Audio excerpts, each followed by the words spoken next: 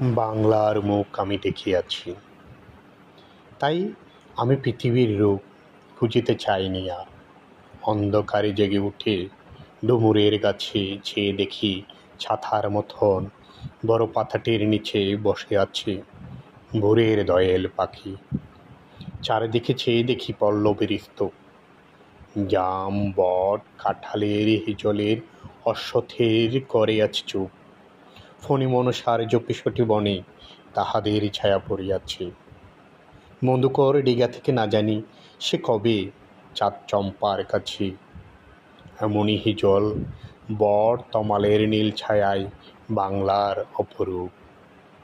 দেখেছিল বেহুলাও একদিন ঘুঙুরের জলে বেলা নিয়ে কৃষ্ণা দ্বাদশীর। জ্যোৎস্না যখন মরিয়া গিয়েছে নদীর ছড়ায়, সোনালি দানের পাশে অসংখ্য অশ্বত্থ বট দেখেছিল হায়।